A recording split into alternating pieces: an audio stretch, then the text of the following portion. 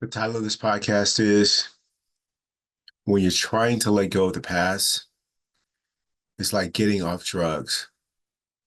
I thought about this in a conversation I was having with a friend recently. We were watching a documentary about the opioid addiction. I love to learn. I'm curious. And I just want to learn, and hopefully, that I would watch something that was very objective. And I ended up enjoying it quite a bit. But one of the things that we both talked about, or she shared with me, was that she was just learning through this documentary as well as a docudrama on the same subject about how hard it was to overcome an addiction. And we just continue to talk about it and just acknowledge, that the brain chemistry changes with some drugs that make it virtually impossible to ever be the same. It changes your brain chemistry and things like this. And that although you might get off the drug, perhaps you might not be the same. Hopefully you are, that you can get back to where you were prior to use of that substance.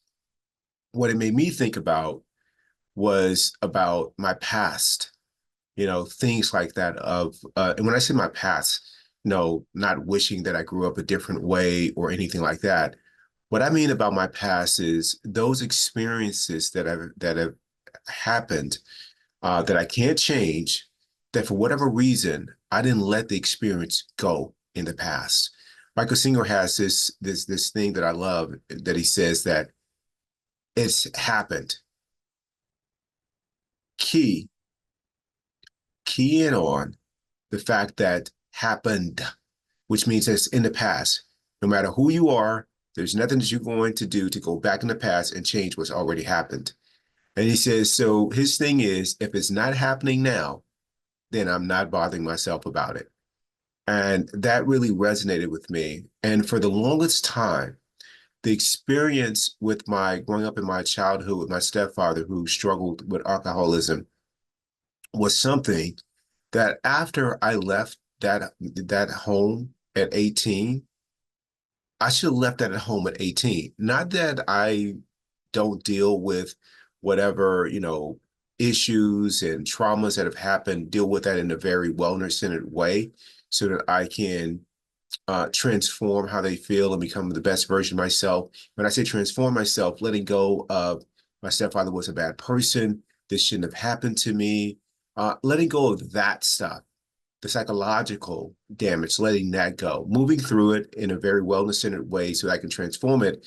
And that upset about what happened, that blame that what's happened to transform that, convert that into compassion for my stepfather, gratitude for having had that experience, which in some ways has made me really look at what was right during that time. The neighbors that were around us growing up on that block that I grew up on, the resiliency of my mom, the love, unconditional love of my brother who was also in the same household, like transmuting the pain in that way. But that's not what I did. At that, up until, not too long ago, I did not leave the past in the past.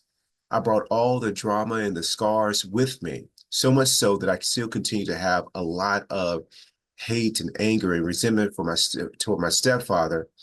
And in some ways, I was running from my past in that I didn't want other people to know about the way that I grew up. So these were all things that were happening.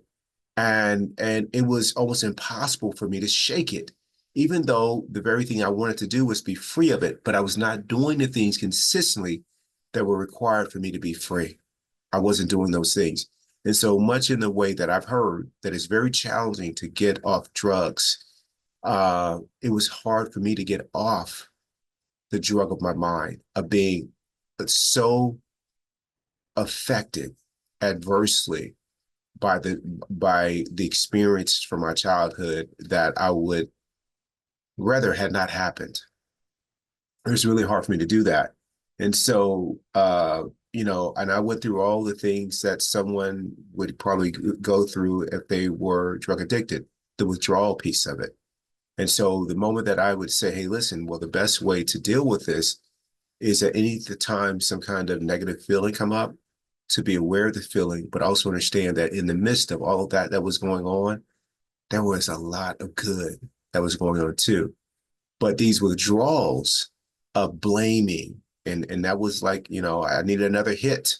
So I would find a way that whenever someone would mention my stepfather's name, I would find a way to throw some mud on it.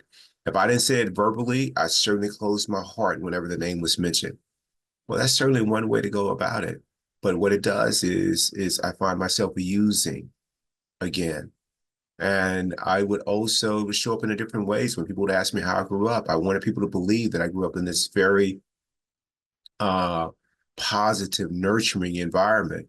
With the exception of my mom and the unconditional love of my brother, that's not the environment I grew up in. That's not true. I grew up in a different environment where there was a lot of abuse. So, but I kept calling uh, because I hadn't dealt with it in a way, again, that was wellness-centered. Every time someone would mention or ask me where I was from, I would suppress it. And if they knew where I was from and how I grew up, then there would be incredible shame around it. And so I was having these withdrawals as I was trying to work through this. But little by little, I did what was necessary. I continued to let the feelings come up. I continued to make space for them. And I continued to invite myself to see that childhood and those experiences differently. So when someone said something about my stepfather, I chose to let go of any kind of pain and resentment, and again, to replace it with compassion and empathy, that he had a difficult journey himself. When anyone brought up my childhood or asked about it, I stopped lying about it. I would tell people I grew up in a very challenging household, and I was sustained by the example of my mother and the unconditional love of my brother, which really sustained me. But that's not the only area that was also an area that needed to to be let go. That there were also, very challenging to do so. But one of the ones was insecurity. I didn't think I had it, but I did. I was in a relationship at one time, and it wasn't another guy. But what it was they wanted to do things that didn't include me. This is something that I never felt before because I like people being independent. But for whatever reason, there was an activity that we both did together for a number of years. And this person wanted to go off and do it, you know, in a different community with other people. And I remember not wanting them to do it. I remember closing my heart about it. And so I remember that every time they brought it up, or every time I knew this was a time that they're going to go do this, on a weekly basis, I remember myself shutting down, becoming sad and almost angry and wanting to withhold love from them. And so that was a hit, that insecurity was, I was feeding it instead of saying like, what would be the opposite of this? What would be a healthy opposite of this? What would be healthy is really letting go of attachment, that a person has to do what I need them to do for me to be okay inside. Now, we might not be a fit, but if we're not a fit, it won't be because I've closed my heart to you. We're not a fit for some other reason. We just chosen to go into a different direction. But in this case, I just continued to work through it. And every time something came up, I would say, okay, like open your heart. We're going to do the exact opposite of that. We're not running from this. We're not shutting down like you've done in the past. You're going through withdrawals right now because this is new for you. So, but the more and more you get on the other side of it, the clouds and the haze starts to lift. And what it's replaced by is clarity, clarity of spirit, clarity of goodwill, love, compassion, gratitude. And most importantly for me, peace was there. And before you knew it, anytime she wanted to go and do that, I was supportive. Like, hey, you need a ride. What can I do? To support you. And it became a beautiful thing. But had I not gone through the process of coping and dealing with withdrawals, I'd be experiencing it all over again. The high of being, right about how wrong the other person is for making those choices, whether it's my stepfather and or judging their behavior, my former significant other, whatever the case may be. I would have continued to be an addict in that way of being right and getting hits from that. But that's not what I wanted. I wanted something different.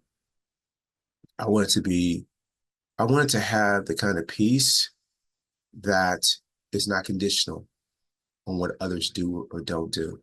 The kind of peace that is not dependent on whether or not something reminds me of aspects of my past that I once tried to suppress or run from. My past is my past. And it's in the past. There's nothing I can do to change it except embrace it, accept it, and be grateful for the experiences uh, that it offered. And so I invite you to do the same thing.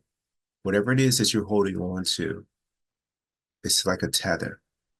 You want to ask yourself, is it serving me or not? And if it's not, go through the process of letting that go. And maybe some withdrawals, but boy, will it be worth it to be on the other side of that for good.